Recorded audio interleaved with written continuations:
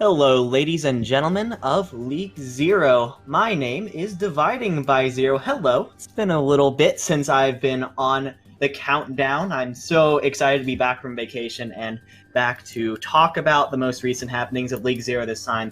And of course, just like usual, I am not by myself. First of all, joining me this time as a bit of an analyst position instead of a host, it's Acronator. I am here. Hello, and also joining us, we have, joining us from the Chengdu Chads, we have Zeruhh. Hello. And finally, from the Rio Redemption, our novice representative, it's Epps. How you doing? I'm doing pretty good myself. So, with all that in mind, we're going to go ahead and keep on moving forward and talk about last week's games. So, we're going to start off with the Advanced Division, and this was actually this was a crazy week for Advance. I already knew going into this week that it could have gone either way because it kind of felt like it was all the teams were similarly matched in skill level, but I did not think that all three of these games were going to be going to map 5. It was crazy. So first of all, we had the Hangzhou Bark ended up prevailing 3-2 over the Chengdu Chads. Obviously, we have a Chengdu Chad here. Zeruhh, if you want to make a quick statement on that game, how that went. I'm a better Reinhardt than Agreed. All right, we're clipping that and sending that straight to him.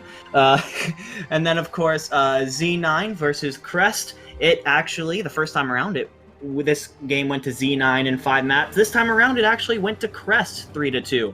Z9 takes their second loss of League Zero, and will fall into second place overall in the advanced standing. Crest takes a 1-match lead up in first.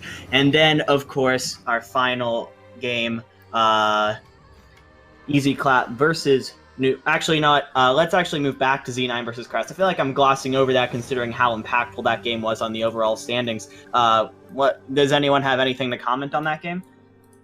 There is one caveat to actually this game as well as the next game we'll cover, where we had this weird Blizzard server issue where it sent the Crest versus Z9 and Easy Clap versus Newt games back to the lobby mid-map. That was nothing on the lobby host's fault. That was just like the Blizzard servers decided to crap out.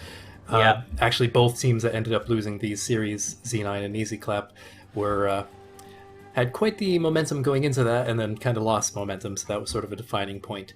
Thankfully, Chengdu versus Hangzhou was already in the lobby, so that wasn't affected. Yeah, that was the one I was casting. I will say there was, a little bit of anger, understandably, from both Z9 and Easy Clap at the end of those games. But I don't know. I feel like when it comes to things like that, you can either be mad and talk about what could have been, but we don't actually know. Like, obviously, both of those teams were in good positions on Junkertown, but they, we've seen teams all the way up in Overwatch League get completely wrecked from bigger leads, like the NYXL versus the Shanghai Dragons on Volskaya. They were it was like 5 minutes to 1, and they still somehow lost it. So in the end, we can't truly know if you would have won that map, but you can focus on what we do know for sure, and at least in the case of Z9, they got full held on Hollywood. Like, it was not pretty, and that full hold would have been there with or without the glitch. So I just feel like, you can be mad about what could have been, or you can just look at what happened and try and improve from that. And Blizzard servers are Blizzard servers. It's kind of a GG go next situation.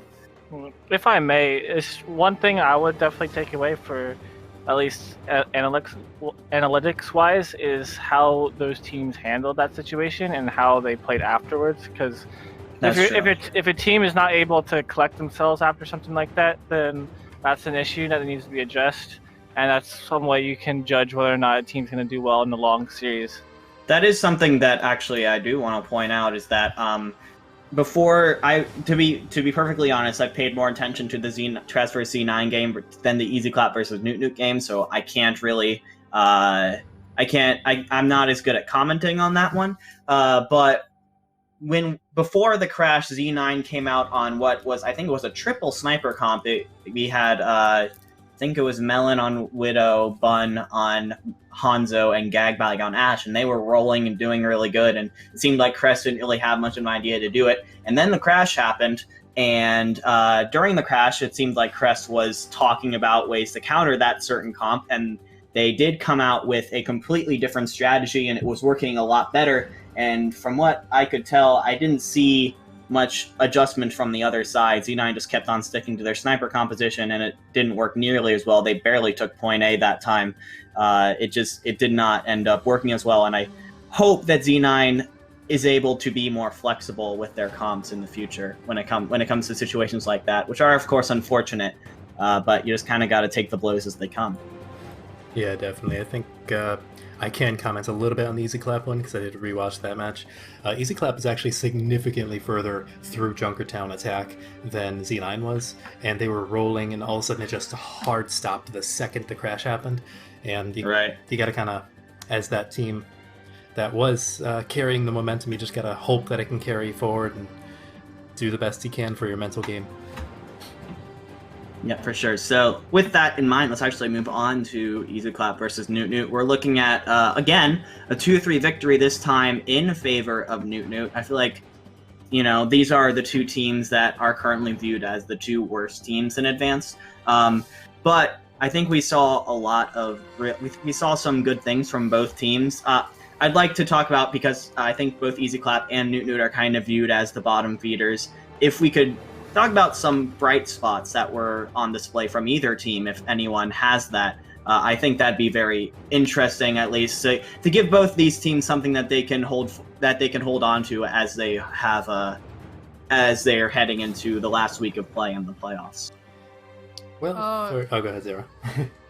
If I may, about like the Newt and Easy Club, I think a standout pick from Newt is definitely Jazza. Jazza's Widowmaker is by far like the best thing that Newt can pull out, and so I feel like they're gonna try to base a lot of things around Jazza, because Jazza's really good. And then obviously Easy Clap picked up what I feel is one of the best main tanks in Typhoon, and so I feel like if they just put resources into Typhoon, I think they can go far. This Typhoon's really good, in my opinion.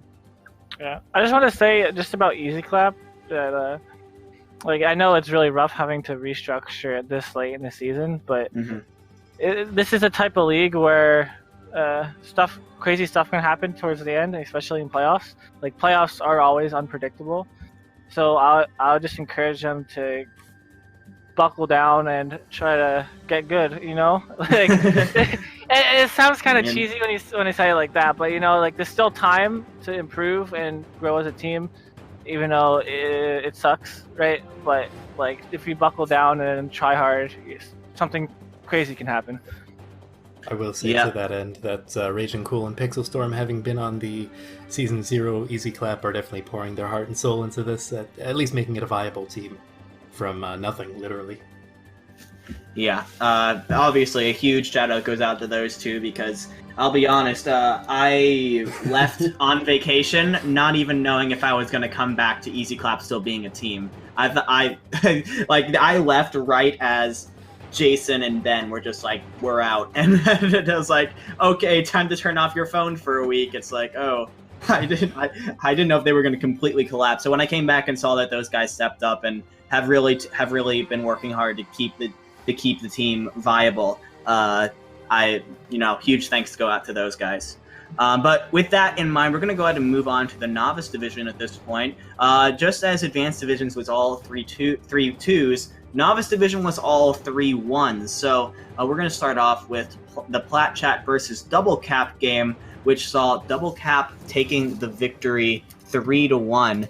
Now, if anyone has anything to say about that game, I'm actually looking it up right now, because it feels like it's been a while since Double Cap has actually won. And yeah, this is actually Double Cap's first victory since they defeated Pepega Parrots in week 5. So wow, really? I'm looking at the schedule right now. Huh.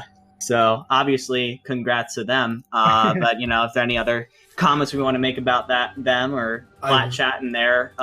The one comment I would like to make is that if you can go back and rewatch just a single map from this series, map 4 was by far the closest thing I've ever seen, and Platchat was so ridiculously close to bringing it to a map 5. It was straight down to the wire. It was Junkertown, right? I think so, yeah. Yeah, I think Double Clap honestly owes a lot to McCree for that game on his Doomfist. He popped off. Not even gonna lie. Yeah, he had some ridiculously outstanding moments. This one thing I would say overall about that game is Double Clap relied way too much on individual pop-offs at crucial moments, rather than working as a team and securing the final kills. You know, there's a lot of instances where they actually just had the lead but couldn't finish off one or two people, and the contest kept going and going and going, and then either McCree or Pichu, just to wipe the rest of the people. It just took too long. They can be a good team, but they need to double down on focus fire. And so, moving on to the next game, it was Pepega Parrots versus Bachburgers. This was a game that was actually very hyped up as the Clash of Titans, if you will. These were the two teams that were considered to be the two best teams in the league at that moment. And this game saw Botburgers coming away with the victory 3-1. I'm actually looking at their history because it feels like it's been a while since they've lost. I believe this is like a 2 in a row, 4 or 5 game win streak. So they won this. They won versus Platchat last week. They won versus Double Cap the week before. Won versus Rio the week before. When did they last lose? I think that was week 4. Yeah, week 4. Oh, wait. Is this actually... I'm actually looking at this right now, and I'm trying to make sure this is true. No. Okay. Yeah. Yeah, so they lost in... So they lost week 1, lost week 2, won week 3, lost week 4, and this is 5 in a row now. Mm-hmm. So, an incredible turnaround right now from Botburgers. If we want to talk a little bit about their turnaround, or, of course, if we want to go the other side and talk about Pepega Parrots and how they performed. One caveat I want to add to this game is it was competitive, both sides for one, but 2 is with the whole July 4th situation, it was either Bob Burgers having their full roster or Pepega Parrots having their full roster. Because I know this week Magical couldn't play, who I think is the best hit scan player in Novice. Sebs couldn't play, who's also a top 3 off tank for Pepega. So I know that this week and last week was rough for both teams. It just happened that July 4th was better for Pepega and they could field more players, but we moved it back. So I don't think this is the real matchup between those two teams because I know Pepega Parrots have been preparing really hard. They just landed on a bad week. Yeah, I remember they were talking briefly about rescheduling to sometime I think possibly even today they had originally considered as of Tuesday the 16th, this is that we're recording, but they never actually came to any agreement with that, so they just played on the normal time. Yep, fair enough. And now the final game of the week was One Trick Wonders versus the Rio Redemption. Rio saw the win 3-1 once again. And honestly, Rio has been looking more and more strong as this season has gone by. They're really hitting their stride at the just the right time. Honestly, obviously, Epps, we have you here from Rio. if you want to comment on how your team's been doing lately and how you guys have been pulling this off. For sure, I think just a big thing is just we're playing to our strengths. Right? We stopped trying to run goats down everybody's throats, and we just kind of decided, hey, you know what? Let's play characters that we enjoy playing, and let's play comps that let us be flexible, and let's just have some fun. You know, I'm a team captain for that team. Well, kind of unofficially, but official now. I was kind of hard-assed towards the beginning. Sorry for the curse word if that was an issue. We're not even monetized. Don't even worry about it. So I was kind of pushing the team to practice a lot and kind of forcing everyone to take it seriously because the first week we almost didn't scrim at all, and that kind of pissed me off. I kind of pushed everyone to play a lot, but towards the end, everyone, we just decided, you know what, let's just have some fun. You know, that's the only way we're going to have any success, really. Play stuff we enjoy playing, and we just went from there, kind of refining what we had, and went with it. Yeah, I think, I don't really watch Novice that much, but like Shocker. I think Rio are definitely playing to their strengths well, and I'm really happy with how they're doing this season, especially going off of last season. Because The hard carry isn't there anymore, but it is there in a new way. but hey, it's okay. It's okay. I'm really happy with how they're doing, and I think they're playing to their strengths well. So yeah, good job, Rio. All right, last thing I want to quickly say before we move on, for anyone who is interested, Hangzhou Bark versus Chengdu Chads, Dorado was by far the best map I've ever casted for. It was so much fun to cast that map, and if you want to watch one map, and if you want to watch me casting and just losing my mind, that you watch that map. The ending was great. It was in certain ways. Dude, like It was pretty the comms after Dorado were so hectic. Everyone was screaming and shouting, and like just pull off a 3K barrage at the very end, just like no by yourself.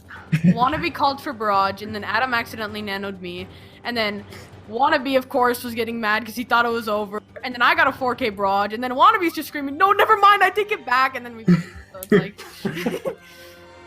All right, so to avoid going on for too long, we're gonna go ahead and leave back and move on to the player of the match portion of the show. Of course, usually after every game, we ask every team what we think the player of the match is, and that's their actual player. And the honorable mentions goes to whoever the casters thought did the best. So first of all, we're going to start with the Hangzhou Bark. They actually went with Avoid for their player of the match, while their honorable mentions went to Andrew and Agreed. But talk a little bit about Avoid as the main support player of the Hangzhou Bark. Actually, a pretty recent acquisition for them. Recently transferred over from Easy Clap in exchange for a couple of different players. YOLO God, Septoge, and who else? Rectophobia. Oh yeah, Recto. Yep.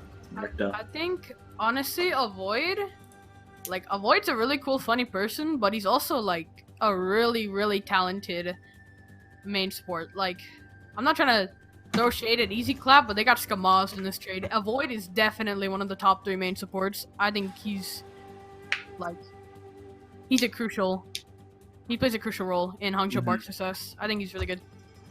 Yeah, I think that trade happened when they were still like falling apart. So yeah, unfortunate. Very possible. I think that's very possible, honestly. We'll go ahead and move on to Crest, and it was actually unanimous here. It was Buffalo or Buffalo, or however he wants it to be pronounced. Once again, I feel like this guy consistently impressed with his flex support play. Yeah, I think the entire Crest C9 match, like, he was just bullying Yusuf non-stop.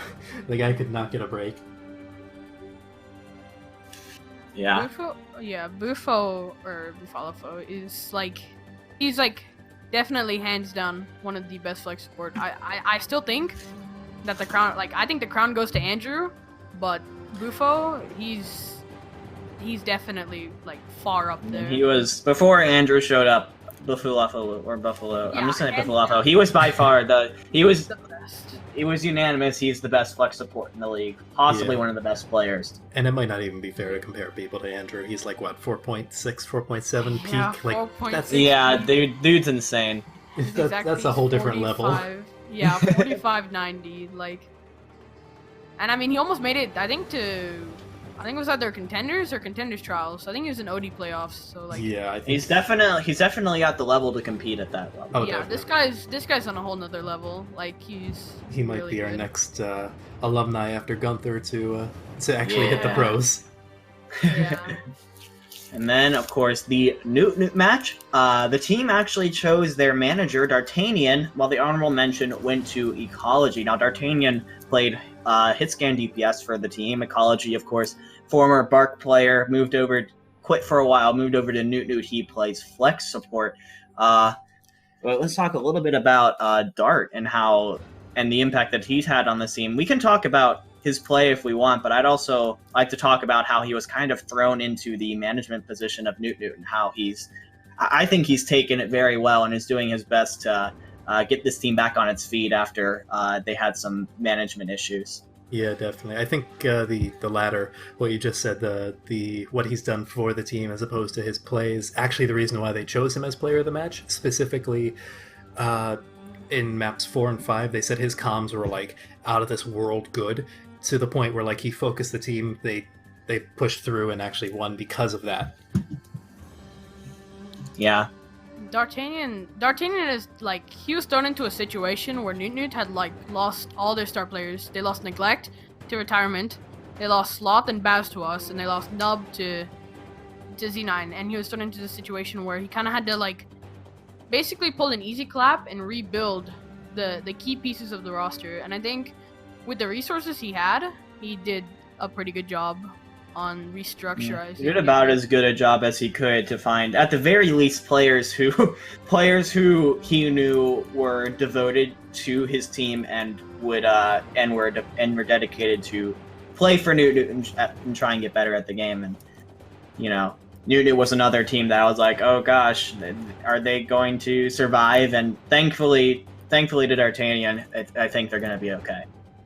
We will not allow any teams to fully dissolve. We will throw happening. free agents randomly on a team together and say play. But we've not gotten to that point. Go. No, we have not gotten to that point. I hope we never do. But we're going to go ahead and move on to the Novice Divisions MVPs now. For Double Clap, I think I've been calling them Double Caps at this point. It's really difficult. Everyone does. It doesn't matter, honestly. So for Double Clap, the team chose Gum Sauce as their MVP, with honorable mentions going to McCree and Bob Ross. We already talked a little about McCree, but let's talk a little bit about Gum Sauce and what he does for Double Clap. Well, he is their flex support for anyone who follows them, and I think he's one of the unsung heroes. He's consistently there, he's consistently putting out good damage, he's doing really good healing, regardless whether he's on the Ana or the Zen. I believe I've seen him play better on the Zen. It's kind of hard to stack up against some of the better Anas and Novice, but he's consistently there, and I think this is the team finally deciding, yeah, I think he's deserved it this whole time, let's just give him it once. Kind of like the reverse agreed, where it's a meme where they don't want to give it to him. No, yeah, Gumsauce is definitely good. Like, he's not the best, he's not the worst, but he's always supporting his team best he can, and he's consistent, so I think he deserves it. Mm-hmm. Moving on to Bot Burgers, we have the team chose Ranter as their player of the match, and I'm about to embarrass myself, but Ranter is their main support player, right? Flex support. I made that exact same mistake. Damn it. He plays a lot of Ana. Ana. Point dividing. Yeah, so many, like, I'm not the only one who's called him a main support as well. But he plays so much Ana, he might as well be a main support, in all honesty. The dude's a monster. No, yeah, Rancher is really good. I will say, though, that Rancher gets a lot of praise because of how aggressive Arrow plays. And if Rancher didn't do his job, like, Arrow wouldn't pop off, right? Rancher enables Arrow, which is what I'm trying to say. Oh yeah, definitely. It helps that he has Nano like literally every fight, sometimes twice a fight, and he'll just like, okay, here's another Nano, and Arrow just goes off and does his own Arrow thing. Yep. And then, of course, honorable mention goes to Z Power. But moving on to Rio Redemption, they have chosen their main tank, Apple Expert, and as an honorable mention, hey, look, Epps, it's you. It's me. You represent. You represent. But why don't you talk for a little bit about Apple Expert, because I know he joined the team kind of in the mid-season from Double Clap, and let's talk a little bit about what he's done for the team. Yeah, no, as much as me and Stewie get the spotlight for Rio, I think a lot of what we play wouldn't be possible without our main tank. Because Apple, he's a Winston ball player, and he just opens up so much space for me, Chicken, and Stewie to work. You know, I think my entire team is really good, and some of the best players, you know, in the league. I think some of the all-star rosters can attest to that. But I just think Apple is a huge part of it. You know, he does his job really well, and that's about it. Just sort of curious, but does Apple play like a big part in shot calls as well? He definitely did at the start. He still does a lot of shot calling, but you know, it's kind of changed a little bit like throughout, everyone knows what to call now, so we all kind of talk.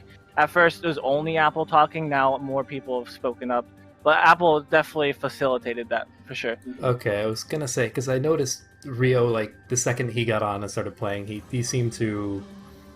The team in general seemed more coordinated. No, yeah, 100%. Yeah. Before we move on, if I could give one quick shout out to a player on a losing team, because I was actually casting for Rio versus One Trick Wonders. I want to quickly talk about their situation because they've had trouble keeping a main tank player on the team. They started off with Arrow, he leaves and joins Bop Burgers. Then they signed Werner from Rio a couple weeks ago. According to them, he just kind of decided he was done and left.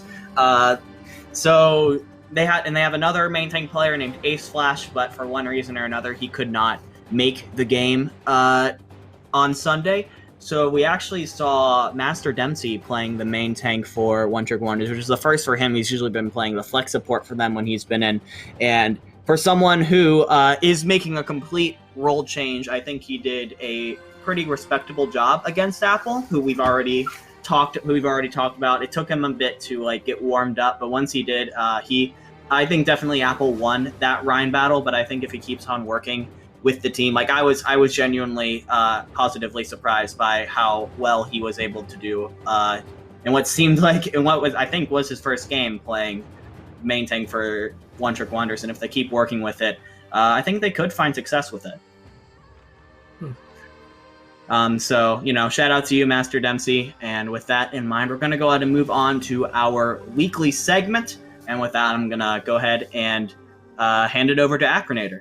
Right, so if you watched my little mid-season analysis, I gave each team like a question at the end of it, and the one for the Chengdu Chads at the time was, what's the plan? And this is actually what I titled this little segment here, although it's a little bit less condescending, I will say, this time around. Chads definitely looked to improve. But I'm still rather curious, because there were certain things that I was expecting to happen in this past week's match, not so much the winning part, because I think they came as reasonably close as they could to that. Hangzhou is very much a dark horse. But more so certain pieces that weren't really played from what I saw, and I'm just kind of curious to get Zeruh's perspective from being within the team. I think the most obvious one being that Marky Candy was notably absent, being suspended for weeks 6 through 8, and this was his first week to be eligible. Was he just like not home at the time or something? Or did you guys think it was better strategy to run Ducky? So basically what happened is like Marky was originally supposed to play for the Bark match, but the July weekend happened. Okay. And so Marky was on vacation. He can make the Z9 game, but he could not make the newly scheduled Bark game. So we did not have Marky, who we've been, scrimming with and practicing with, like, fairly enough. But, I mean, Ducky, we've been scrimming a lot with Ducky, too. So, yeah. I mean, it was fun with Ducky. And I mean, I guess the plan for the future is, bring in Marky, play to his strengths. Marky's, honestly, like, I think he can contest Gag and Falcon for that number 1, 2, and 3 top diva spots, because Marky, he's a really flexible player, and he's, I think, one of the better off tanks in the advanced division. Definitely. That does make a little bit of sense too, because I saw Marky in Twitch chat for that game, but I figured if he was there and not in game, he was probably away. And most of my other questions, I feel like, would get into spoiler territory. I'm not going to ask you to unveil your strategies, but I will say will ask, how confident are you going into this C9 match? Like, do you think you can take down the Titans that have really only lost to extenuating circumstances and then Crest? I think, okay, so for the Z9 match, we're gonna have everyone. Like, our main roster, we might not have Baz, because Baz, I don't know where Baz has been, but yeah, Calbo's really good. He is on vacation. Remember the meme I posted in team announcements? Yeah, the suspension meme. Oh yeah, you missed this dividing. So I posted Baz wanted me to post something in team announcements to scare the crap out of McMatt because he was already having a rough night. So I posted something along the lines of Baz is suspended because, and I posted all these reasons, and the first letter of each reason spelled out Kappa. Okay. And Matt nearly had a heart attack. So I think that's where Baz is. So you can scroll up and find that if you want. But yeah. Honestly, I'm feeling confident. I really want to take down Melon. I want to assert 12-year-old dominance, okay? And then, I think it's gonna be a really close match. I think the match can go either way between rosters because, I mean, Z9 being Titans and then us being, you know, the Shock. Chengdu. Yeah, the Shock. I think we can definitely pull through, and I'm confident in my team. We're gonna be experimenting with some new stuff, and I hope it'll work against C9. Definitely be interested to see your, at least mostly intended roster, maybe without Basilisk, depending on how long he has left on his vacation. But I think that's a decent segue into the predictions, so I'll give it back over to Dividing. I just want to say that I did find your announcement about Baz, and I just want to say nice. Matt was not pleased. We got 43 hyper omega lulz on that. Nice, dude. All right. But yes, moving on to the predictions for next week. So obviously we're going to start off with the Advanced Division word. For the most part, we're actually pretty and I can't find the word. Unanimous is the one that I'm trying to find. We're pretty unanimous on most of these games. First of all is Hangzhou Bark versus Newt. Everyone has Hangzhou Bark winning this match. For games where we're all doing the same, I would like to ask if anyone wants to step forward and try and play devil's advocate and make the case for Newt. They can, if anyone wants to do that. Oh, that would honestly be tough. That would. I look like. I guess it wouldn't really be a leak, but Newt just doesn't scrim. Like, I feel like they're gonna need to put in a lot more practice to beat like a team at the caliber of Hangzhou Bark. But then again, Hangzhou Bark is kind of like they're gonna be missing pieces in their game. And here's the deal. I don't know if should I leak that? Is this a leak? I don't know if it's a leak. I think we can just say Andrew was not originally meant to play for Hangzhou Bark that day. He joins midway through the first match, and the Bark players say, he said, and I quote, "I saw the team announcement that you're playing, and it sounds fun. Can I join in?" And they weren't planning to have him at all. He just shows up. Yeah, he's like, "Hey, can I play?" They didn't scrim with him once. He just shows up like, "Hey guys, can I play?" It's like, okay. Shows up. It's like every anti-nade sleeps me mid-air on Pharah multiple times and completely just destroys my mental. And then I'm like, unlucky, dude. I mean, can you say no to like someone of his caliber? Yeah, you can, dude. Especially in like, it's not throwing shade at like the tier of League 0, but someone who's a 4600 peak in a League 0 being a tier 4 league, even if you haven't scrimmed that much, you're still gonna win. Especially with like Andrew, because I mean they already have some practice with him before, and their Ana goats is really, really strong, so they just decided to use Andrew's Ana. Okay, but the point I was originally trying to make was the fact that, well, they weren't planning to use Andrew, and on the first map when they had, they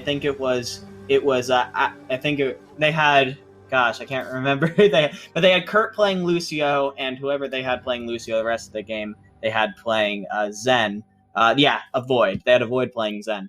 And Chaz, you won that first map pretty convincingly. So, without those pieces, Bark suddenly looks quite a bit more beatable in that case. But moving on to the next game, it's Crest versus Easy Clap, and unsurprisingly, I think we have all chosen Crest to take this one. Again, same opportunity arises if someone wants to try and play devil's advocate for Easy Clap. Go ahead. I just want to say... Go ahead. Sorry. Just I think Easy Clap could do it at some point, just not yet. Like maybe playoffs, maybe Crest gets overconfident, they get a bye week, right, or something like that. I don't know. I think they could shake things up in playoffs. Easy Clap could, just not yet. Not gonna lie, I kind of want to see Moby get revenge on his former team. I just think that'd be a fun storyline. I was gonna say he's gonna leak all the strats.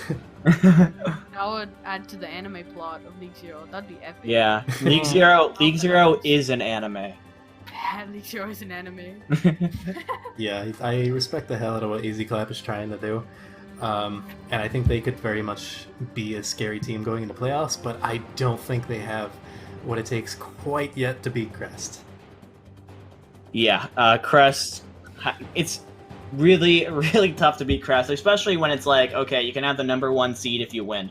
But so there's not really much of a reason for Crest to slack off this week. So they want to win this so they can make sure that they have that number 1 seed. But gosh, it's tough. It's tough because they've been together pretty much the entire year. They've, compared to a lot of the other teams, they've had very few internal issues, and whatever they have done, they've been able to sort out pretty easily. It's really tough to, Ozzy runs a tight ship. That's all I gotta say. With that, so moving on to the final game of the week, we have the Chengdu Chads versus Z9, and this one we're actually split. Acronator and Zeruhh, of course, has picked Chads, and Epps and I have chosen Z9. So, you guys want to make your cases? Zeruhh, you want to make your biased case for your team? We're not gonna step off the point this time, I swear. I honestly like how dividing assumes that we're right and then they're wrong. Just go ahead, make a case. Yeah, make your case. Convince me.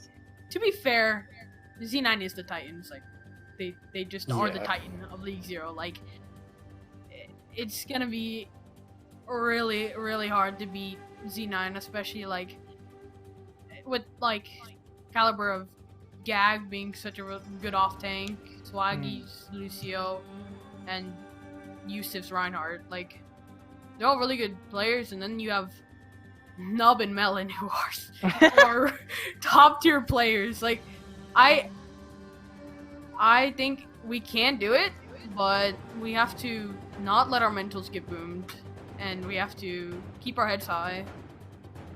And I feel like we can definitely pull out the win.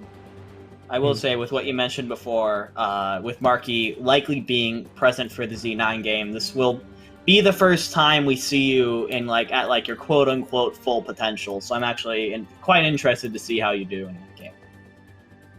I don't think it'll be enough to beat Z9, but it could happen. Also, it is worth mentioning that assuming Crest does beat Easy Clap, Z9 is locked into that 2nd seed. They can't go up or down unless they win and Crest loses. So maybe they just won't care. I hate.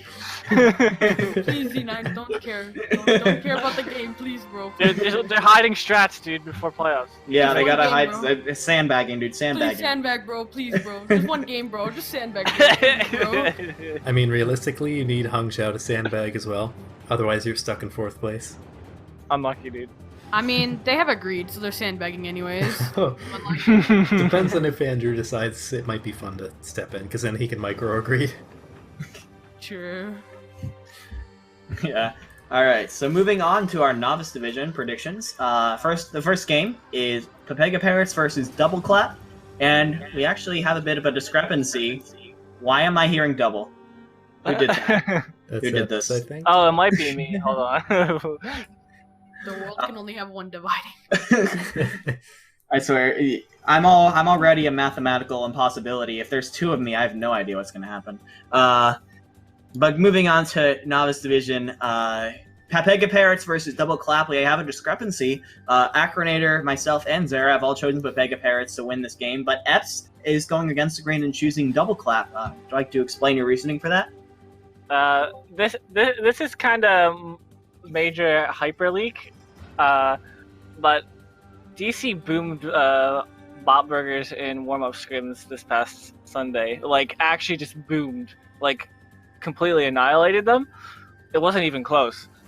So I think DC could pull something out of the hat. You know, they beat them last time as well, so I think it's up to Pepega Parrots. It's their game to lose. I think DC can win, but it's Pepega's to lose. You know.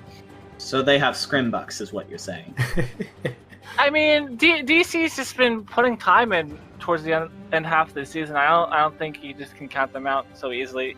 Yeah. I think it's been kind of going downhill a little bit. So- They lost to us and they lost to DC. So, I mean, And, like, DC and Burger. So it's not completely out of the question in my opinion. That's fair enough. I think that double clap. I've been kind of, every once in a while I'll take a look at every team's team chats, and I think double clap is fired up. I think they've been made fun of just a little bit in the league, and I feel like they're coming into these last weeks in the playoffs feeling like they have something to prove. Mm-hmm. They got nothing to lose either. And nothing to lose too. Yeah, they're locked into the 4th and 5th seeds at this point, so. They're going to be just the easy answer. Like it's the safe option. I'm just gonna go out on a limb and just say DC. Yeah, that makes total sense. Whatever your mic's doing to make me double, you're just doing it again, by the way. What changed from the start of the session? I don't know. Sorry about that. Probably dividing talking louder. Maybe.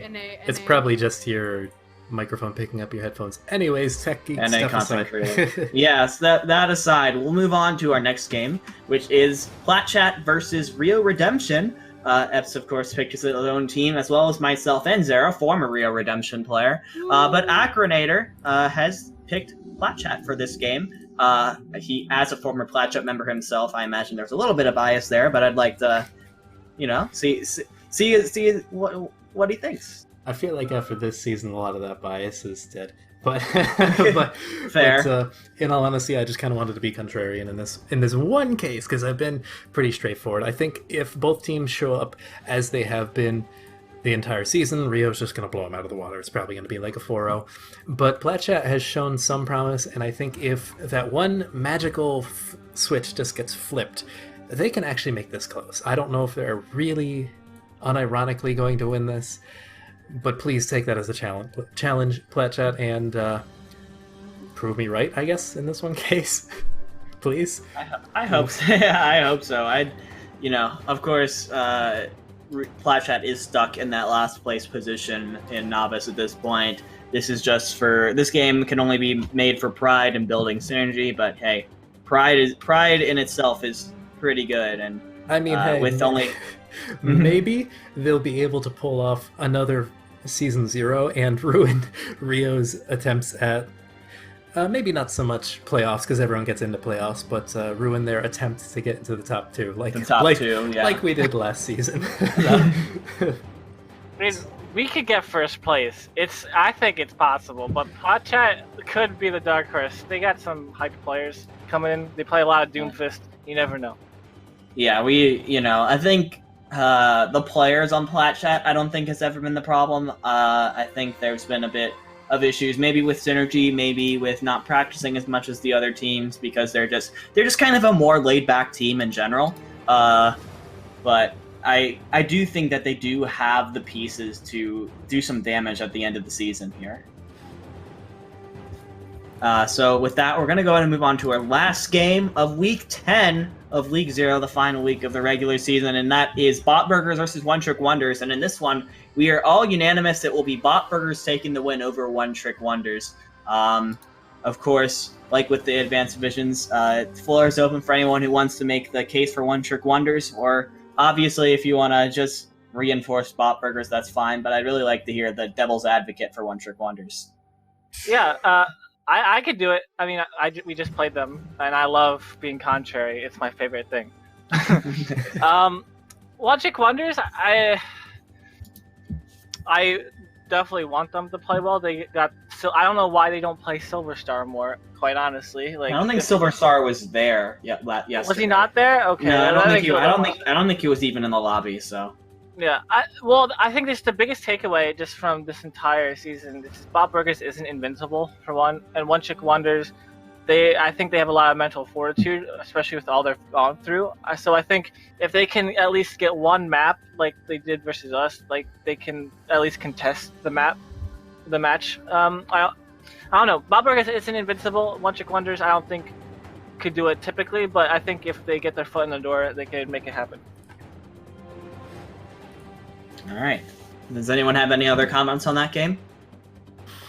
It's possible, but it's going to be so difficult. Bob Burger has such a stacked roster. Like, their subs are insane, let alone their starters. So Yeah. It's going to be... Bob Burgers has done a very good job, not only building up their team from the very beginning, but also I could tell from even like right after the draft, Bob Burgers was analyzing the free agent pool and trying to, kind of laying those seeds. Like at the very beginning, something I was very interested in was the fact that Bob Burgers had they had their main roster that was actually on their team, and then they had a roster of free agents that they called like their scrim bots, and they did internal scrims with them, and it was kind of a way for them to get their foot in the door in Bob Burgers, and for them to further analyze people that they were interested in. And when it comes to results like this, Bob Burgers used to be kind of a laughing stock at the beginning of the season, but now they're pretty much at the top. The results speak for themselves. I think Bob Burgers have done a very good job building their roster, and it's paid off at this point. So shout out to Lynchness for all that he's done for that team. Linus. Is it Linus? No, that's what you called him last season, and that was the meme. Oh, did I? I don't even remember that. He even changed his name briefly to Linus, apparently, and everyone thought it was the funniest thing, and I don't think any staff ever noticed it. I had no clue. I don't even remember when I did that. Did that during a game? I must have done it during a game, right? It was one of the very few for Overwatch or Uwu games that you casted and streamed. It was so funny. You could even ask him about it. I'm sure he remembers it fondly. I'm sure. I bet he'd remember it. So shout out to Linus then. So with that in mind, I think is going to go ahead and conclude this episode of the Countdown. Thanks to everyone else who came out to this episode. I wish everybody good luck going into the final week of the regular season. Our guests, Epps and Zeruhh, if you have any closing words, any final things to say, the floor is yours. Damien, best main support novice. I'm gonna continue trash talking Agreed. I can beat Agreed with my left foot, if that means anything. I would like to see it. With that in mind, guys, it's been a pleasure hosting the Countdown this week. Thanks, of course, to Acronator for his continued efforts on making this weekly series possible. And with that in mind, until next time, that is all for us. See you guys next time.